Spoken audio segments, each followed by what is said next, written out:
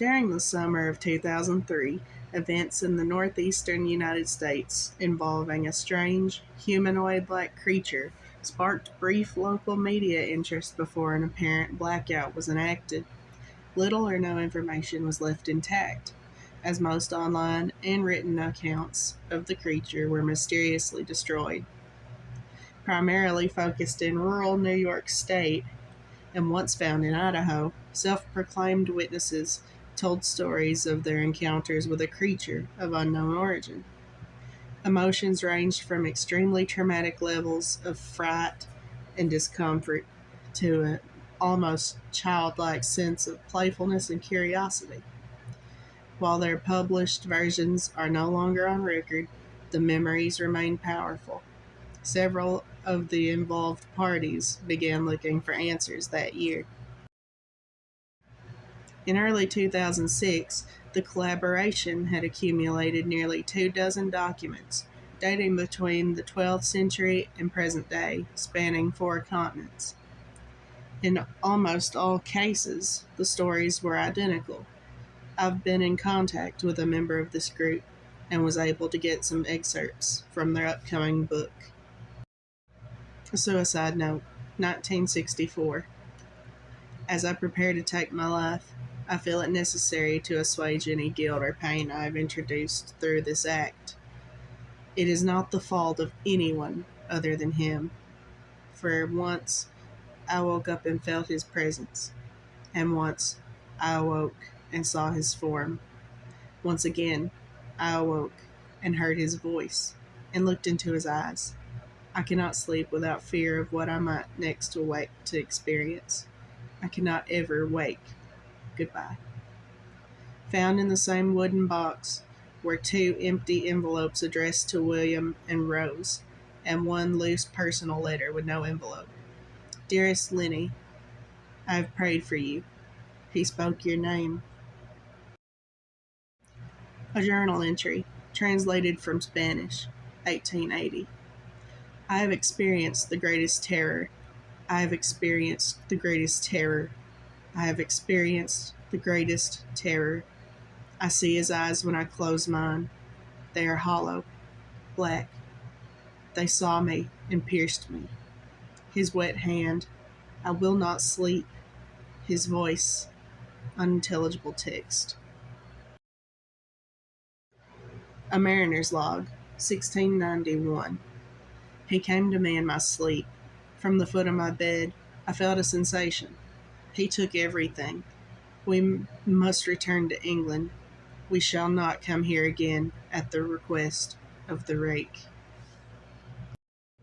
From a Witness, 2006. 3 years ago, I had just returned from a trip to Niagara Falls with my family for the 4th of July. We were all very exhausted after a long day of driving, so my husband and I put the kids straight to bed and called it a night. At about 4 a.m., I woke up thinking my husband had gotten up to use the restroom. I used the moment to steal back the sheets, only to wake him in the process. I apologized and told him I thought he was out of bed. When he turned to face me, he gasped and pulled his feet up from the end of the bed so quickly, his knees almost knocked me out of bed. He then grabbed me and said nothing. After adjusting to the dark for half a second, I was able to see what caused the strange reaction. At the foot of the bed, sitting and facing away from us, was what appeared to be a naked man, or a large hairless dog of some sort. Its body position was disturbing and unnatural, as if it had been hit by a car or something. For some reason, I was not instantly frightened by it, but more concerned as to its condition. At this point, I was somewhat under the assumption that we were supposed to help him. My husband was peering over his arm and knee, tucked into the fetal position, occasionally glancing at me before returning to the creature. In a flurry of motion, it scrambled around the side of the bed and then crawled quickly, in a flailing sort of way, right along the covers until it was less than a foot away from my husband's face. It was completely silent for about 30 seconds, probably closer to 5, but it seemed like a while, just looking at my husband.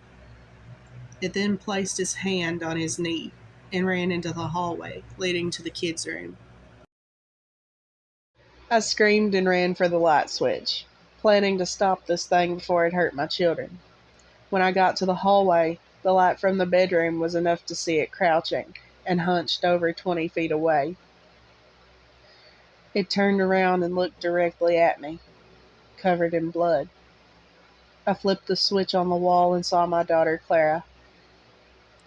The creature ran down the stairs as my husband and I rushed to help our daughter. She was very badly injured and spoke only once more in her short life. She said, "He is the Rake." My husband drove his car into a lake that night while rushing our daughter to the hospital. They did not survive. Being a small town, news got around pretty quickly. The police were helpful at first, and the local newspaper took a lot of interest as well. However, the story was never published, and the local television news never followed up either. For several months, my son Justin and I stayed in a hotel near my parents' house. After we decided to return home, I began looking for answers myself. I eventually located a man in the next town over who had a similar story. We got in contact and talked about our experiences. He knew of 2 other people in New York who had seen the creature we now refer to as the Rake. It took the 4 of us 2 solid years of hunting on the internet and writing letters to come up with a small collection of what we now believe to be accounts of the Rake. None of them gave any details, history, or follow-up. One journal had an entry involving the creature in its first 3 pages, then never mentioned it again.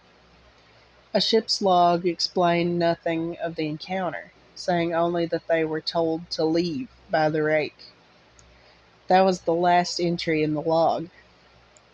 There were, however, many instances where the creature's visit was one of a series of visits with the same person. Multiple people also mentioned being spoken to, my daughter included.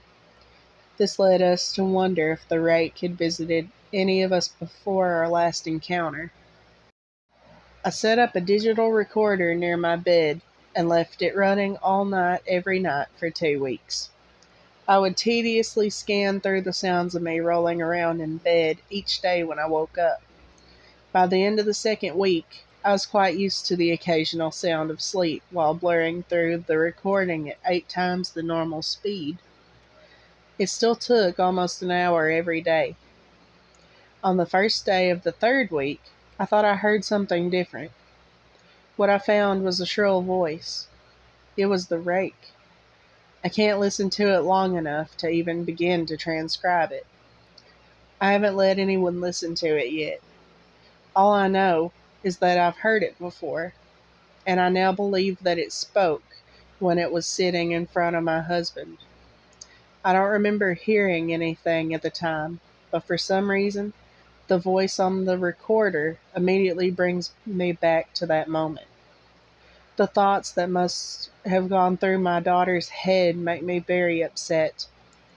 I have not seen the Rake since he ruined my life, but I know that he has been in my room while I slept.